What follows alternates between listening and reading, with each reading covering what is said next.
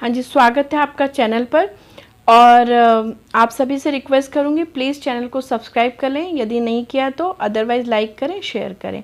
यहाँ पर लाई हूँ मैं एमसीक्यूज़ हिंदी और इंग्लिश में, पहले हिंदी में फिर इंग्लिश में करवाऊँगी और बीच बीच में मैं दोनों भाषा बोलूँगी ताकि आप सबको सुविधा हो। शुरू करते हैं हम एमसीक्यूज़ लगाना। यहाँ तटस्थ वक्र यानी इंडिफरेंस कर्व का ढाल कैसा होता है। तटस्थ वक्र यानी इंडिफरेंस कर्व, ढाल का मतलब स्लोप। ठीक है, कैसा स्लोप होता है।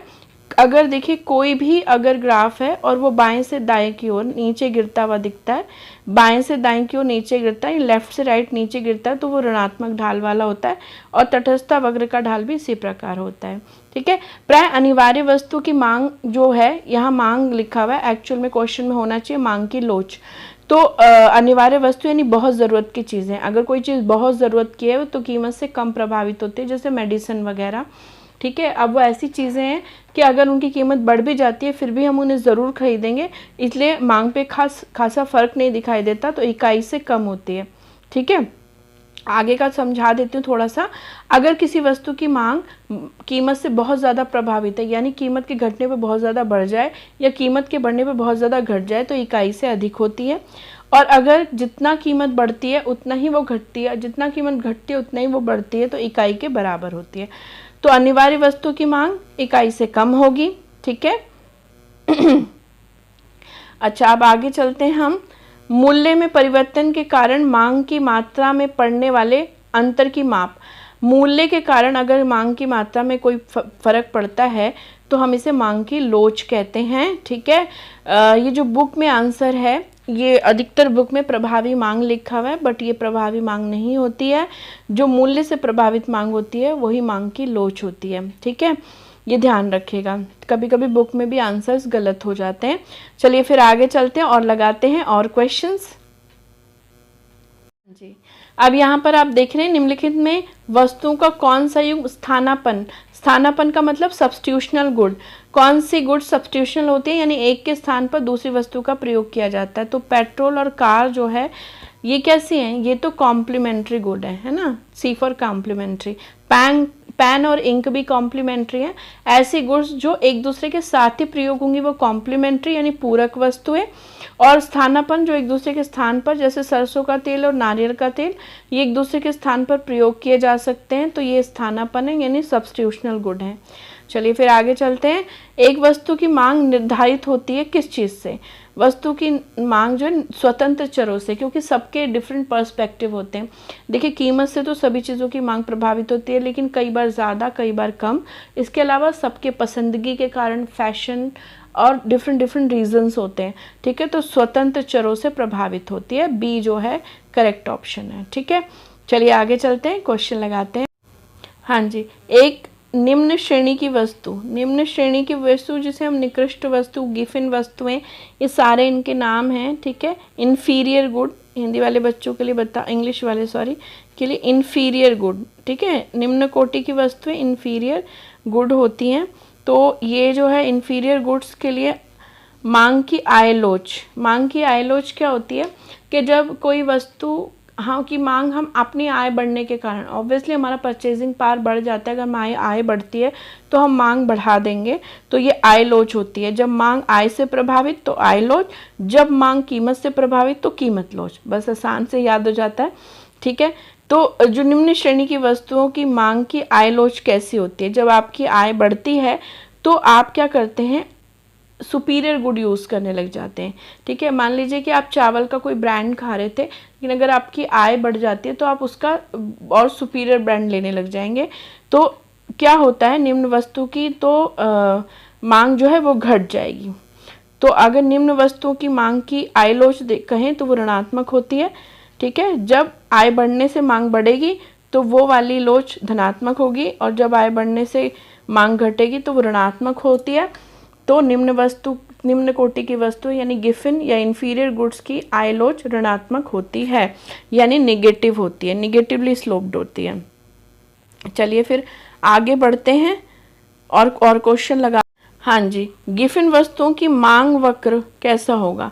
देखिए गिफिन वही इन्फीरियर गुड्स हो गई, तो इसका मांग वक्र जो है दाईं ओर गिरता हुआ होगा, गिफिन वस्तुओं का दाईं ओर गिरता होगा, ठीक है, दाईं ओर ऐसे ढला होगा, ऐसे होगा, ठीक है। एक उपभोक्ता उस समय, सी सही है क्वेश्चन नंबर 62 का।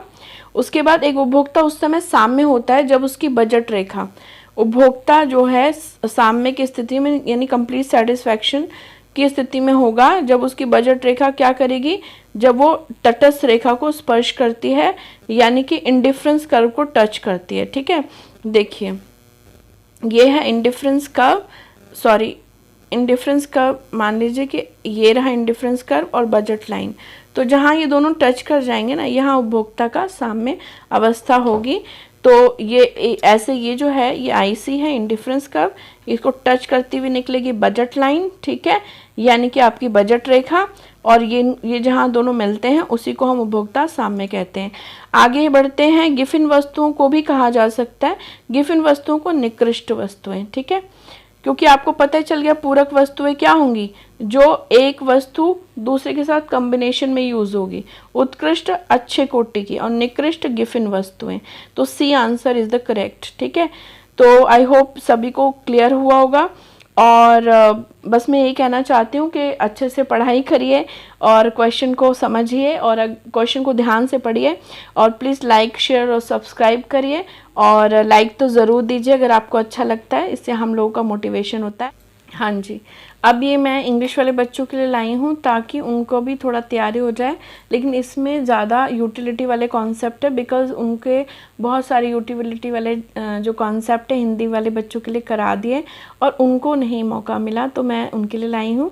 और वैसे सभी देख सकते हैं, ऐसा कुछ नहीं है।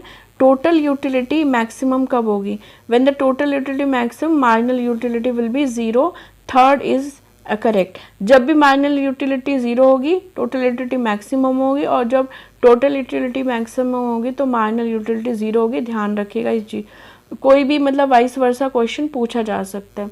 The question number 2 refer to the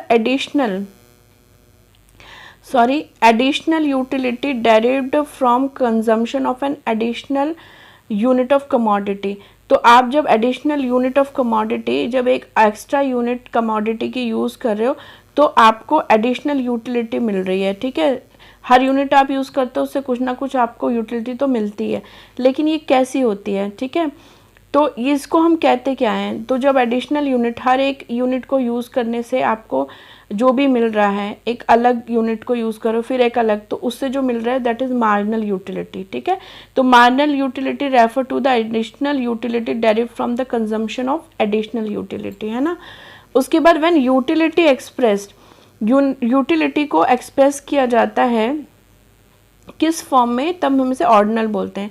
देखिए यूटिलिटी को ना कार्डिनल फॉर्म में भी, मार्शल ने बोला कार्डिनल है यूटिलिटी, ठीक है, और हिक्स ने बोला ऑर्डिनल है। तो ऑर्डिनल कब बोलते हैं, जब हम रैंक में दर्शाते हैं तो हम इसको बोलते हैं ऑर्डिनल यूटिलिटी, और जब हम मनी वाइज दर्शाते हैं तो बोलते हैं कार्डिनल यूटिलिटी, ठीक है। चलिए होप आपको क्लियर हुआ होगा, अब थोड़ा सा आगे और समझ लेते हैं जी। अब यहाँ पर क्या है, देखिए if consumption of an additional unit of commodity cause no change, अगर आप कोई एडिशनल यूटिलिटी मतलब कमोडिटी यूज़ कर रहे हो और उससे टोटल यूटिलिटी में कोई चेंज नहीं आया, आपने एक एडिशनल बढ़ा दी but total utility is constant, कोई चेंज नहीं है, देन मार्जिनल यूटिलिटी क्या हुई, यानी एक्स्ट्रा यूनिट जो आपने यूज़ किया उससे कोई टोटल यूटिलिटी में फ़र्क नहीं पड़ा, इसका मतलब मार्जिनल यूटिलिटी 0 है। The fourth is the answer, ठीक है। आगे बढ़ते हैं। If indifference curve is, indifference curve कैसा होता है, आपने देखा कैसा होता है, ऐसे, ठीक है। तो ये जो है कॉन्वेक्स टू ओरिजिन होता है, ठीक है, it is convex to origin, इसका शेप ऐसा होता है। अब बात करेंगे question number 6, as we consume more and more unit of commodity, अगर हम ज़्यादा कमोडिटी की यूनिट यूज़ करते जाएं तो यूटिलिटी जो सक्सेसिव यूनिट है, जो हम आगे यूज़ करते जा रहे हैं यूनिट, उनमें यूटिलिटी बढ़ रही होगी घट रही होगी। तो देखिए टोटल यूटिलिटी बढ़ रही होगी, लेकिन कमोडिटी वाइज अगर 1 by 1 हम बोलें तो डिक्रीज़ हो रही होती है, ठीक है। टोटल यूटिलिटी इंक्रीज़ होती है but per unit commodity decrease हो रही होती है।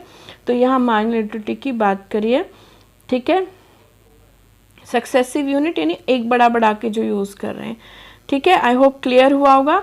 चलिए आगे और क्वेश्चन जी, यहाँ पर देखिए, which of the following condition consumer equilibrium in case of single commodity. अगर सिंगल कमोडिटी का हम देख रहे हैं कि कंज्यूमर कब सेटिस्फाइड होगा, उसका इक्विलिब्रियम लेवल कब आएगा, तो देखिए कब आएगा, when the marginal utility of product and marginal utility of rupees. जब मार्जिनल यूटिलिटी ऑफ प्रोडक्ट और उस पर लगाई गई मनी का प्राइस ऑफ द प्रोडक्ट के बराबर हो जाएगा, ये ratio price of the product के बराबर हो जाएगा, देन आप समझ जाइए कि कंज्यूमर का इक्विलिब्रियम लेवल आ गया।